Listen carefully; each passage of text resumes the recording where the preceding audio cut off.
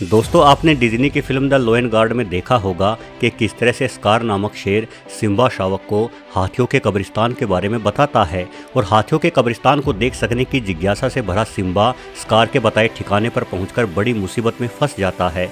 अब सवाल ये है कि आखिर ये हाथियों का कब्रिस्तान होता क्या है, क्योंकि अभी तक तो हम सभी ने सिर्फ इंसानी कब्रिस्तान के बारे में ही सुना है, लेकिन जंगलों में हाथियों के बारे में खोजबीन करने वाले कुछ जानकार ये दावा करते हैं कि इंसानों की ही भांति हाथी भी एक ऐसे विशेष स्थान को चुनते हैं जहां हाथियों की मौत के बाद उनका शव मौजूद रहता है। इसी स्थान को हाथियों का कब्रिस्तान कहा जाता है। इसके अलावा आपने ये भी सुना होगा कि यदि एक चींटी किसी हाथी के सूंड या कान में घुस जाए तो वो चींटी हाथी को जान से मार सकती है, किंतु क्या ऐसा सच में हो सकता है या ये दावा केवल किस्से कहानियों का ही हिस्सा है? तो हाथियों से जुड़े इन रोचक सवालों का जवाब जानने के लिए वीडियो से आखिरी तक जुड़े रहिए।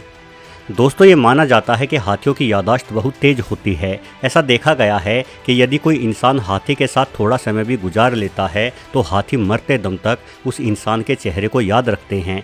सिर्फ चेहरा ही नहीं बल्कि विभिन्न शोधों से ये भी पता चला है कि हाथी आवाज़ों को भी हमेशा हमेशा के लिए याद रखते हैं। जीव वैज्ञानिक बतलाते हैं कि बिना अच्छी याददाश्त के हाथी जिंदा ही नहीं रह पाएंगे। असल में हाथियों का एक समूह बहुत अधिक मात्रा में खाना खाता है और हाथी बहुत जल्द ही अपने आसपास मौजूद पेड़ों को खाकर समाप्त कर देते हैं, इसलिए इन्हें लगातार नए इलाकों की ओर जाना पड़ता है। ऐसे में रास्तों की पहचान बेहद आवश्यक है ताकि एक निश्चित समय के बाद दोबारा वापस लौटकर उसी स्थान पर आया जा सके। हाथी याद रखते हैं कि वर्षों पहले उन्हें सबसे बेहतर भोजन और पानी कहाँ मिला था, इसलिए सालों बाद भी भोजन और पानी के लिए उसी स्थान पर लौट आते हैं। विभिन्न शोधों से मिली जानकारी के आधार पर यह भी कहा जा सकता है कि बड़ी उम्र के हाथियों की याददाश्त कहीं अधिक तेज होती है, इसलिए समूह की रक्षा करने में जहां बड़े नर हाथी व्यस्त रहते हैं वहीं समूह की अगुवाई बड़ी उम्र की मादा हाथी की ही जिम्मेदारी होती है। हाथी ये भी समझते हैं कि किस वस्तु या जीव से उन्हें खतरा है।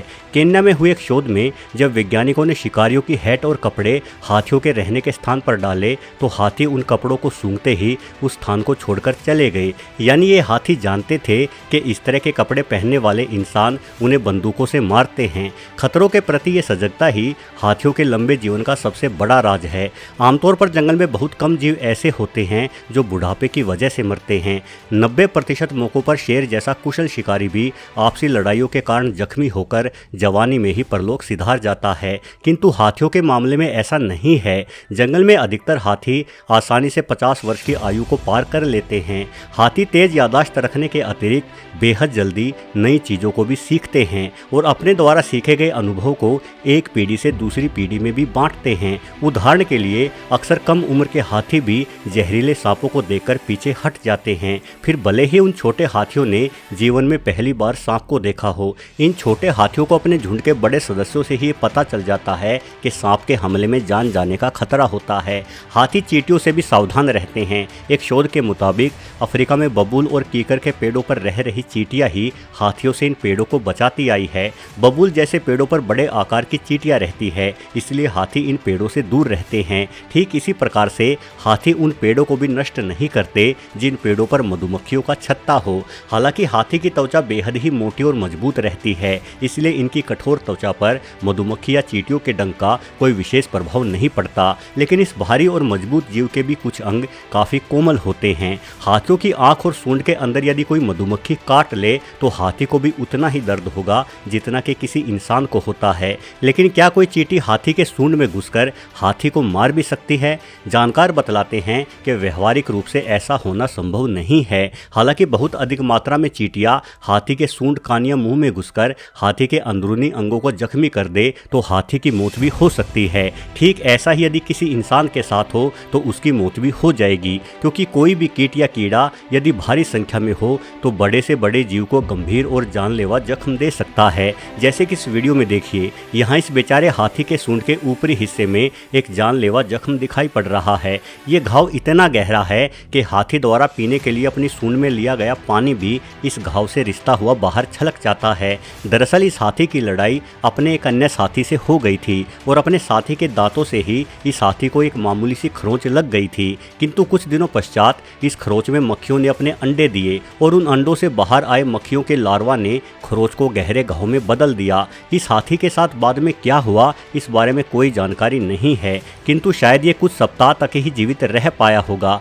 यानी देखा जाए तो मक्खी जैसे छोटे कीट किसी हाथी की मौत की वजह भी बन सकते हैं, किंतु जंगल में चींटियों की वजह से हाथी की मौत हो जाने की घटना को कभी नहीं देखा गया। ये दावा केवल कहानियों में ही सुना गया है। वैसे भी हाथी की छींक बहुत जोरदार होती है। एक हाथी की छींक में हवा इतने अधिक प्रेशर से बाहर आती है मानो किसी ट्रक का टायर फट गया हो। यदि कोई चींटी हाथी के सूंड में घुस जाती है तो हाथी जोरदार छींक मारकर आसानी से उस चींटी को बाहर निकाल फेंकेगा।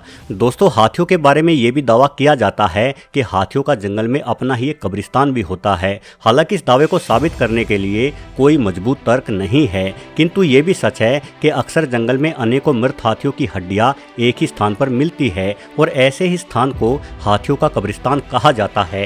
हालांकि ऐसा भी हो सकता है कि शिकारी इंसान एक साथ कई हाथियों को एक ही स्थान पर अपनी गोलियों का निशाना बनाते हो, इसलिए कई सारे हाथियों की हड्डियां उसी स्थान पर पाई जाती हों। किंतु ऐसे विचित्र कब्रिस्तानों के बारे में अतीत से ही दावे किए जाते रहे हैं। इस बात की वैज्ञानिक तौर पर भी पुष्टि हो चुकी है कि हाथियों को अपनी मौत का पूर्व आभास हो जाता है। मौत से कुछ दिनों पहले ही हाथी अपने समूह का साथ छोड़ देते हैं और चूंकि हाथियों की याददाश्त बहुत तेज होती है, इसलिए अपनी मौत को करीब महसूस कर चुका हाथी उस इलाके की ओर प्रस्थान करता है जहां कभी उसके पूर्वजों ने दम तोड़ा था।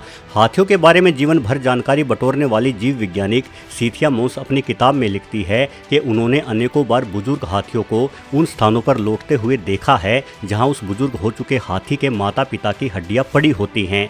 मौत के करीब पहुंच चुके ये बुजुर्ग हाथी बिना कुछ खाए पिए कुछ दिन या सप्ताह अपने पूर्वजों की हड्डियों के आसपास ही गुजारते हैं और एक दिन उसी स्थान पर खुद भी दम तोड़ देते हैं। सीथिया मोस का ये भी दावा है कि हाथी हड्डियों को देखकर ये भी पहचान लेते हैं कि ये हड्डी उन्हीं के पूर्वजों की हड्डियां हैं या किसी अन्य हाथी की। अगर हाथियों को 3 चीज़ दी जाएं, जैसे लकड़ी का टुकड़ा, कोई प्लास्टिक की बोतल या किसी जानवर की हड्डी, तो हाथी सबसे ज़्यादा हड्डियों को ही उलट पलट कर पहचानने की कोशिश करते हैं, जबकि लकड़ी या बोतल में वो कोई दिलचस्पी नहीं दिखाते। और जब हाथी को ये पता चलता है कि ये हड्डी किसी अन्य हाथी की हड्डी है तो सभी हाथी एक साथ इकट्ठे होकर शोक भी प्रकट करते हैं। हाथियों का ऐसा अनोखा व्यवहार ये दर्शाता है कि एक हाथी असाधारण जीव है जो न सिर्फ तेज याददाश्त रखता है बल्कि ये बेहद बुद्धिमान और भावनाओं से भरे हुए जानवर भी हैं।